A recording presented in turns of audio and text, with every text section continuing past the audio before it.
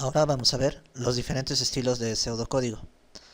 Eh, Al igual como acabo de explicar anteriormente, el pseudocódigo es un lenguaje general para poder detallar un algoritmo.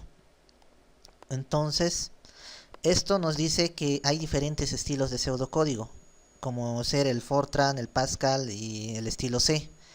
O sea, ¿esto qué nos quiere decir? Como he explicado, en Latinoamérica se habla el español, pero también se llega a hablar el castellano, que tiene ciertas modificaciones de lo que es el español. También podemos observar esto en Argentina, donde se usa un estilo de acento diferente. En México igual, todos hablan el español, pero cada uno tiene un estilo peculiar en cada idioma. A eso se refiere. O sea, este es el pseudocódigo y es un lenguaje general, pero también tiene diferentes estilos. Si lo notan, aquí la declaración sí, si lo ven, es la misma en cada uno. Solamente que tiene ciertas variantes que hacen que el pseudocódigo en cada uno tenga su estilo propio. Por ejemplo, en aquí se inicia el para con corchetes y se cierra con corchete. Aquí podemos observar que para se hace una declaración de hasta y hacer y termina en fin. Y aquí es lo propio. Y estos son los estilos que se aplicaban antes en el pseudocódigo de los lenguajes. Estos son los programas con el cual podemos iniciar lo que es el pseudocódigo. El primero sería el PCInt. O sea, PCInt quiere decir que es un pseudo intérprete. Lo que va a hacer este programa es ayudarnos a codificar en pseudocódigo, y lo que va a hacer es interpretar cada comando que nosotros le demos en pseudocódigo y lo va a representar en la computadora. El otro es el lenguaje de programación para principiantes, el LPP. Al igual que el PCInt, este es muy útil. Como expliqué anteriormente, tiene ciertas variantes en el pseudolenguaje. O sea, el pseudocódigo es lo mismo, pero como son distintos programas, se aplican ciertos cambios dentro de cada programa. Y este es otro que podemos ver, que es el SLE, o sea, es el pseudolenguaje. Voy a poner los links de los programas en la descripción. Ahora vamos a explicar el pseudocódigo en PCInt. Ahora vamos a tratar de conocer un poco más del pseudocódigo. Definir num como entero. O sea, otra forma más sencilla de explicar esto es en una obra de teatro. Primero tenemos que tener nuestros actores que van a actuar dentro de la obra. O sea, a eso se refiere. Si nosotros no declaramos nuestras variables con lo que vamos a empezar, entonces no va a haber forma de ejecutar el pseudocódigo. Aquí estamos declarando la variable num como entero. Como lo expliqué anteriormente, los números enteros son el 1, el 5, también hay números negativos.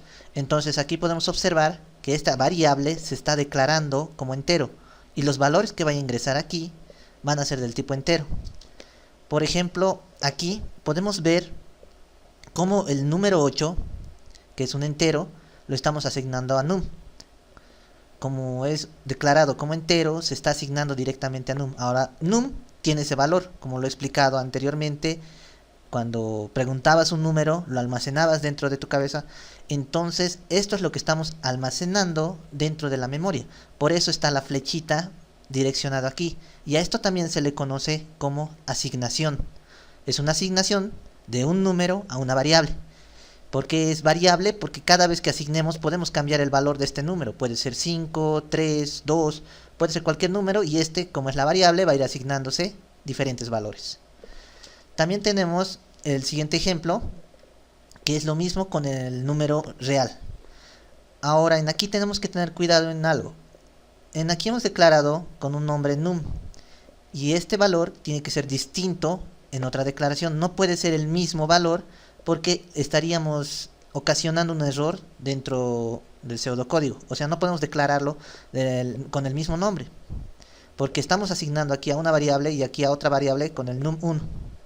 Y es del tipo real, y al igual que el anterior, como es el entero, también se está asignando en esta variable. Ahora vamos a explicar cómo se declara un carácter. Hemos declarado el nombre símbolo como carácter, y como he explicado anteriormente, un símbolo puede ser una letra mayúscula, una letra minúscula, un signo más, un signo menos, o también puede ser el número 8, o puede ser también el punto decimal. La computadora, como lo hemos declarado como carácter, siempre lo va a tomar como símbolo. Por eso he escrito de nombre símbolo, para que quede un poco más claro esta explicación de cómo es un carácter. Ahora vamos a ver lo que es el ingreso de datos por teclado. Y vamos a tomar de nuevo como ejemplo, vamos a definir número como entero otra vez. Y aquí podemos ver que esta instrucción llamada leer es la que nos permite leer datos que ingresemos por el teclado. Como podemos observar aquí, se está ingresando el número 8, que es un número entero por teclado, y es validado porque lo hemos declarado como entero o lo hemos definido como entero. Entonces, al leer num va a validar este número. Si nosotros hubiéramos escrito un símbolo y no lo hubiéramos declarado como carácter, nos hubiera salido error o no hubiera ejecutado, no hubiera leído la instrucción. También podemos, como si lo declaramos como real, lo va a leer como un número real. En vez de entero, en esta parte, nosotros lo cambiamos a real y tenemos que ingresar números reales si queremos que trabaje con esa definición. Lo mismo pasa con caracteres. Tendríamos que definirlo como símbolo en esta parte y tendríamos que poner leer símbolo. Entonces ya podríamos ingresar el punto, el cero, un número, la letra A. O sea, es lo mismo. Pero esto lo que hace es leer cualquier tipo de dato que haya sido declarado en base a las siguientes condiciones. Ahora vamos a ver cómo vamos a mostrar datos por pantalla. Bueno, aquí hemos leído y hemos almacenado en la memoria de la computadora un dato por teclado.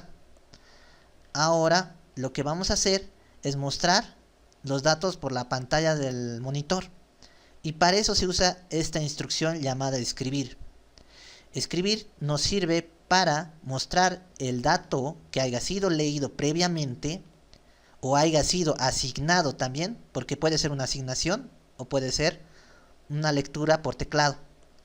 Cualquiera de los dos, lo que va a hacer escribir es mostrar ese resultado por la pantalla de tu monitor. Estructuras fundamentales. Ahora vamos a ver las tres estructuras fundamentales en el pseudocódigo.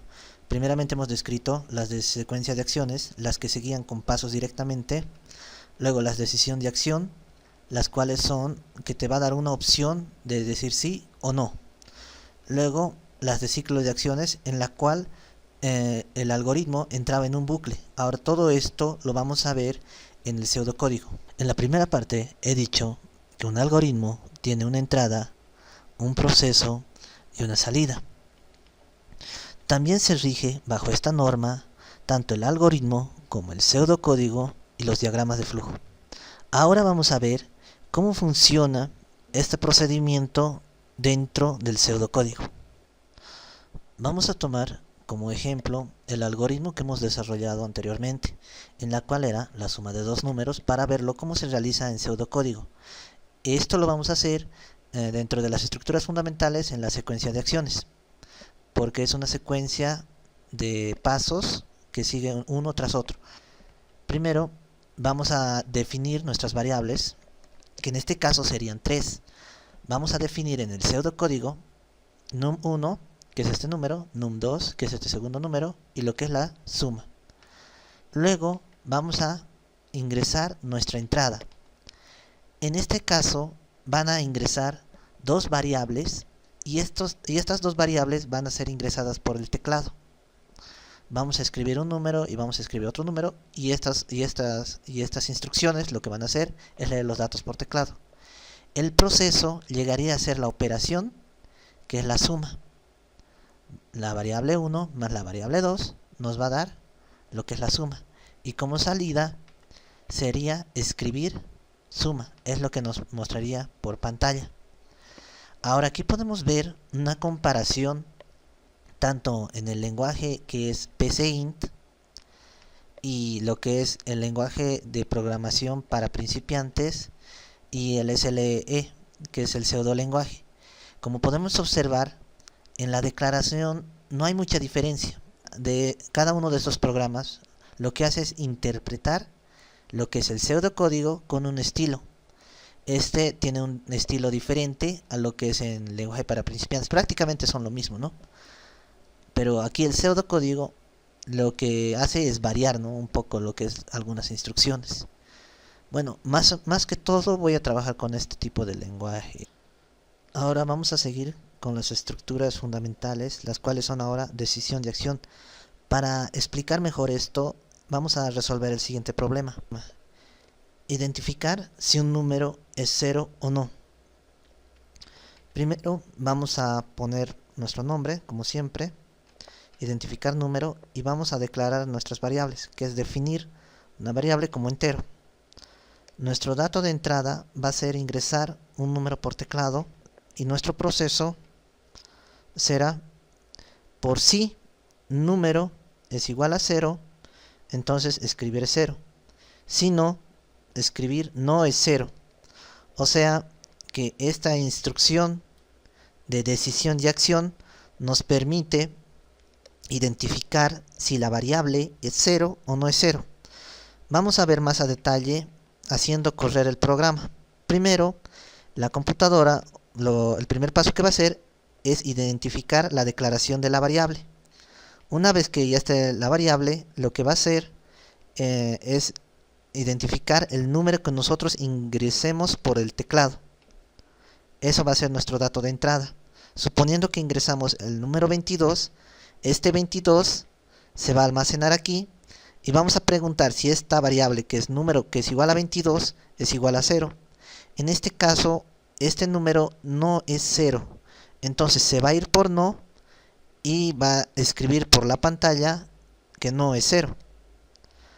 Ahora, volviendo a ejecutar otra vez el programa, va a volver a definir la declaración de variables como num, y otra vez vamos a ingresar. Esta vez ingresamos el 0, y va a leer que si 0 es igual a 0, entonces por verdad se va a ir aquí que es 0. Entonces va a escribir por pantalla que es 0, y ahí va a terminar nuestra condición y nuestro algoritmo. Siguiendo con los ejemplos de decisión y acción, vamos a resolver el siguiente problema: identificar si un número es 1 o es 2 o es 3. En esta ocasión vamos a utilizar una nueva instrucción de decisión y acción, y vamos a ver cómo hacerlo. Primero, como siempre, vamos a definir o declarar nuestra variable como entero.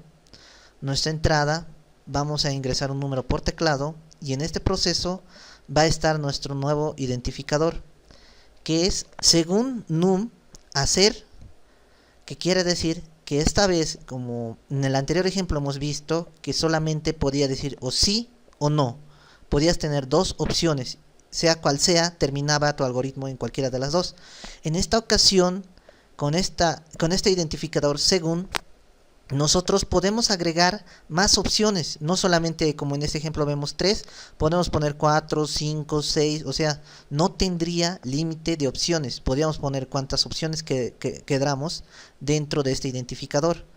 Entonces, si la variable es 1, va a identificar el valor de la variable en esta opción, y va a escribir el 1 por pantalla. Para verlo mejor, vamos a ver cómo se ejecuta el programa dentro de la computadora. Primero va a leer lo que es la declaración de la instrucción, luego vamos a ingresar el número por el teclado, suponiendo que es el 1, entonces va a decir según 1 hacer, y lo que va a hacer es identificar el número 1 y se va a ir por esta opción, que es escribir es 1, y ahí va a terminar, por eso dice salida. Entonces va a escribir por pantalla el 1. Otra vez, haciendo correr de nuevo el programa, vamos a ingresar el 2, va a buscar el 2 y se va a ir por la opción 2. Y como está en la opción 2, va a decir escribir es 2 por la pantalla. Y va a terminar así.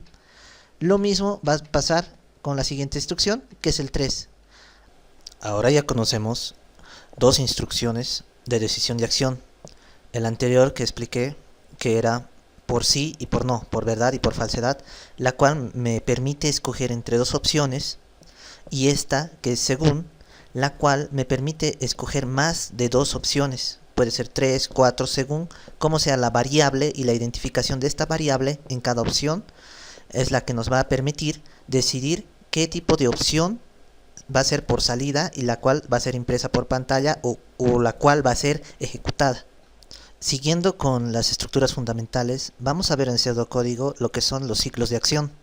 Como lo expliqué anteriormente, era un bucle en el cual nosotros podíamos repetir una y otra vez la acción hasta que se cumpla esta condición y pueda salir del bucle y terminar hacia el algoritmo. En pseudocódigo vamos a ver este siguiente ejemplo con esta pregunta: imprimir los números del 1 al 5. Vamos a tomar de nuevo nuestro título y vamos a declarar nuestra variable como siempre. Luego vamos a hacer una asignación de la variable num con el valor de un número entero que es 0. Ahora en el proceso vamos a ver que esta instrucción, que es mientras, o sea, mientras que el número de la variable ahorita ha ingresado con 0 sea menor o igual a 4, ¿qué va a hacer? La variable se va a sumar más 1 en cada vuelta y lo que va a hacer es imprimir por pantalla lo que es el número que se haya sumado. O sea, ejecutando este código lo vamos a ver con más claridad. Primero, lo que se hace, como siempre, va a declarar la variable, va a identificar dentro de la computadora y luego vamos a hacer una asignación. Ya estamos asignando y estamos diciendo que 0, mientras que 0 sea menor o igual a 4, como he explicado anteriormente en los operadores lógicos. Va a usar esta condición de operador lógico diciendo que mientras, o sea, va a estar validado, 0 sea menor o igual a 4. Entonces, ¿qué va a pasar? Va a ser una sumatoria de 0 más 1, porque esta era la variable, y esta variable lo va a sumar más 1. 0 más 1, ¿cuánto es? Es 1. Entonces, nuestra variable num va a asumir un nuevo valor, que es 1. Y ese 1 lo va a imprimir por pantalla. Luego, va a volver a dar la vuelta porque la condición del operador es menor o igual a 4 porque está validado. Ahorita 0 es menor. Ahora, como ha dado la vuelta, esto va a cambiar a 1. Num ha asumido un nuevo valor que es 1. ¿1 es menor o igual a 4? Sí. Entonces, como num ha asumido, aquí ya va a pasar como 1 más 1. 1 más 1, ¿cuánto es? Es 2. Entonces 2 se va a escribir o se va a imprimir por pantalla. Y así sucesivamente va a volver. Y como 2 es menor o igual a 4, va a validar de nuevo esta condición y va a volver otra vez. 2 más 1 es 3 y va a imprimir por pantalla 3. Y aquí vemos que el 3 igual lo está recibiendo y está haciendo la misma secuencia otra vez hasta que llegue a ser 5. ¿Qué pasa cuando ya es 5? 5 es mayor y 5 no es igual a 4. Entonces, ¿qué va a pasar? Cuando llegue a ser 5, va a imprimir 5. ¿Y qué va a pasar aquí en la condición? 5 ya no es menor a 4, tampoco es igual. Entonces esta condición ya no es validada. Como es una condición que ya no es válida, lo que va a pasar es que va a terminar el mientras en fin mientras. O sea, va a terminar nuestro programa y ahí va a terminar nuestro algoritmo. Quiero aclarar también que este número 4 y este número 1 son constantes. O sea, estas no son variables. Se mantienen constantemente. Podríamos hacer una asignación, pero no veo la necesidad, ¿no? Porque aquí ya claramente, aplicando el número, no se hace ninguna modificación. Entonces, aquí ya tenemos un ejemplo de lo que es una estructura de ciclos de acción, o como hemos dicho antes, por bucle, que se va repitiendo una y otra vez hasta que se cumpla una cierta condición. Y aquí lo hemos hecho para imprimir los números del 1 al 5. Ahora que ya conocemos esta instrucción de lo que es ciclos de acción, vamos a explicar qué es un acumulador y qué es un contador. Y luego vamos a proseguir a explicar los demás ejemplos de ciclo de acción. Solamente que quiero que se entienda esto un poco más claro para ver cómo se aplica lo que son los contadores y los acumuladores. Vamos a conocer lo que se aplica dentro de estos ciclos y es lo que nosotros conocemos como contador. He cambiado solamente el nombre de la variable a contador. ¿Qué quiere decir contador? Como su nombre lo explica y hemos hecho en el ejemplo anterior los números del 1 al 5, ha hecho un conteo según la sumatoria de un número más 1. O sea, cada vez que se sumaba más 1 el número, se contaba más 1. 1, 2, 3, 4 y 5. Entonces eso es un contador. En otras palabras, también se lo conoce como un contador porque está en los ciclos de acción y lo podemos describir así. El contador más 1 siempre nos va a dar al valor ascendiente, que es más la suma de esta constante. 1, 2, 3, 4, hasta que se cumpla la condición. Eso llegaría a ser un contador. Es la sumatoria de una variable más una constante que va de 1 en 1. También podría ser el contador con la sumatoria de una variable más 2. Y en este caso se sumaría más 2. 0 más 2 es igual a 2. Daría la vuelta y diríamos, ¿2 es menor o igual a 4? Sí. Entonces se sumaría en la siguiente vuelta 2 más 2, ¿cuánto es? 4. Entonces se imprimiría 4. Y diría otra vez, ¿4 es igual a 4? Sí. Entonces 4 más 2, ¿cuánto es? Es 6. Entonces 6 sería nuestra variable contador. Y este contador solamente ascendería hasta 6, porque 6 ya es un número mayor a 4. Eso es lo que es un contador.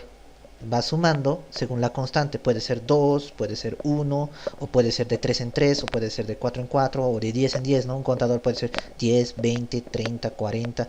O sea, puede ir sumando por números que son como sus múltiplos. Ahora vamos a conocer lo que es un acumulador. Vamos a utilizar lo que es el contador para describir lo que es un acumulador. Para este ejemplo del acumulador vamos a usar tres variables. Lo que es el acumulador, el número como variable y la i.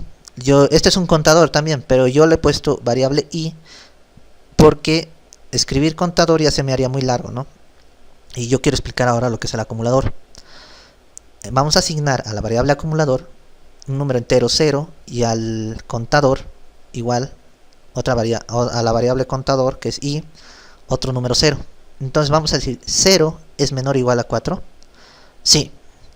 Entonces vamos a escribir un número por teclado para hacer la asignación de un entero a la variable num.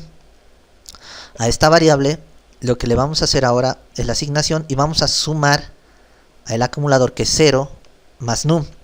En este caso a la variable num hemos escrito por teclado el número 10. 10 más 0 llegaría a ser 10. Entonces vamos a imprimir por pantalla lo que es el 10. Y luego, como hemos explicado, el contador va a ir en 1. Entonces vamos a decir 0 más 1 es igual a 1. ¿Y 1 es menor o igual a 4? Sí. Ahora nuestra variable i ha asumido el valor de 1 como es un contador y va a seguir la siguiente instrucción. Vamos a ingresar otro número por teclado. En esta ocasión va a ser el 3. Entonces 3 más el acumulador, que es 10, va a ser igual a 13. Ahora ya tenemos 13. O sea, a diferencia de un contador que va por números y sus múltiplos de los números de la constante, en esta ocasión, si lo notan, ya no es una constante el que se está sumando. Más que todo es una variable, y esta variable lo estamos definiendo por el teclado. O sea, este acumulador va a ir almacenando números de esta variable y de esta otra variable, y lo va a ir acumulando o lo va a ir sumando. O sea, es una sumatoria de números masivos, pero también se es conocido como acumulador. Es la diferencia que tiene con el contador. Suponiendo que a la siguiente vuelta nosotros vamos a asignar el 2, entonces sería 15. Entonces nuestro acumulador va a imprimir por pantalla en 15. Luego nuestro contador va a sumar más 1 y va a subir a ser 4. Y eso sería lo que es tanto el contador como el acumulador en los ciclos de acción o de repetición. Ahora vamos a explicar otra instrucción de ciclos de acción y de repetición. Como hemos visto en anteriores veces, vamos a imprimir otra vez los números del 1 al 5. Pero esta instrucción ya es diferente a la anterior. ¿En qué ha cambiado? El anterior decía mientras hacer y nuestro límite era el 4.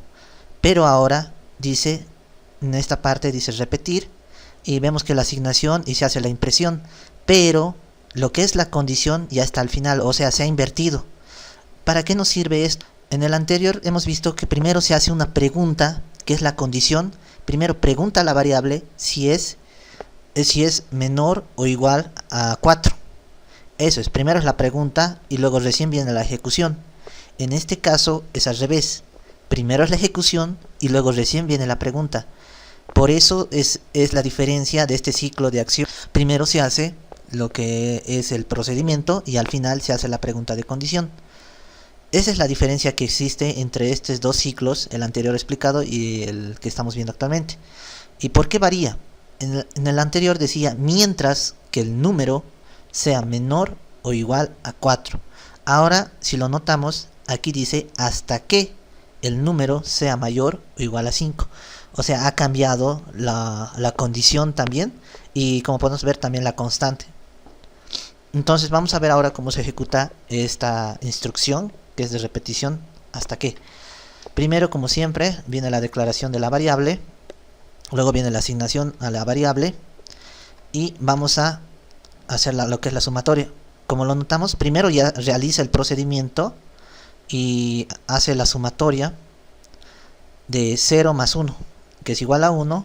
Luego va a imprimir por pantalla. Si lo notamos aquí, primero ya lo que realiza es una impresión y luego recién hace la pregunta: ¿1 es mayor o igual a 5? No, 1 no es mayor o igual a 5. Entonces va a volver a la condición repetir y se va a sumar más 1. Ahora va a decir 1 más 1 es igual a 2. La variable se va a asignar con el valor número 2 y va a imprimir el 2. Y eso también lo va a imprimir por pantalla. Y luego va a preguntar: ¿2 es mayor o igual a 5? Aquí podemos observar que no es mayor. Entonces va a sumar más 1 y va a ser el 3. Va a imprimir por pantalla el 3 y va a decir: ¿3 es mayor o igual a 5? No es mayor a 5. O sea, mientras que no sea mayor al número 5, va a seguir la instrucción. Es lo contrario de lo que hemos visto en el anterior ejemplo, que era mientras sea menor, seguía una serie de instrucciones. Pero esto es al revés, porque el anterior decía mientras, ahora dice hasta que. Entonces, en esa variación de la declaración, nos quiere decir que hasta que el número llegue a ser mayor, va a seguir corriendo el ciclo una y otra vez. Eso quiere decir. Y en el anterior era mientras que el número sea menor, iba a correr el ciclo.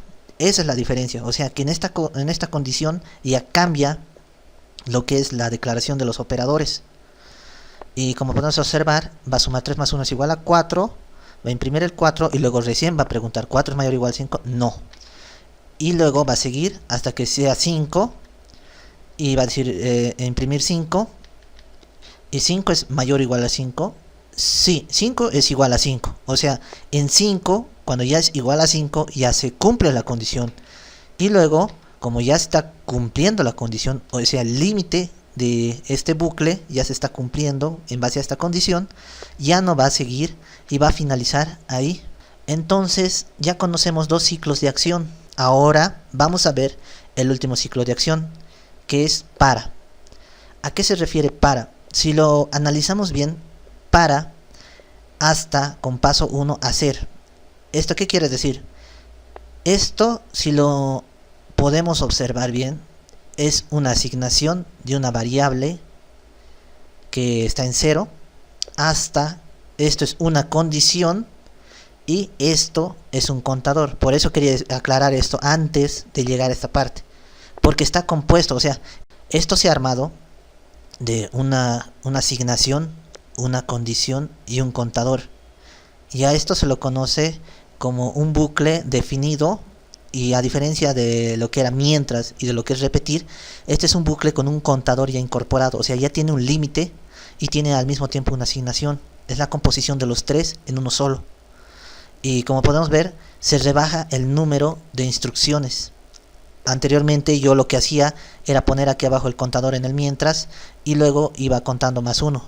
Incluso en el repetir igual, pero aquí ya está asignado, aquí en la parte superior ya está asignado el contador, entonces ya no es necesario asignar el contador. También ya tenemos una asignación, entonces nos resumimos ese paso también de lo que es la asignación. Entonces ya tenemos la asignación y el contador definidos. Y eso es la ventaja que tiene este ciclo de acción y repetición.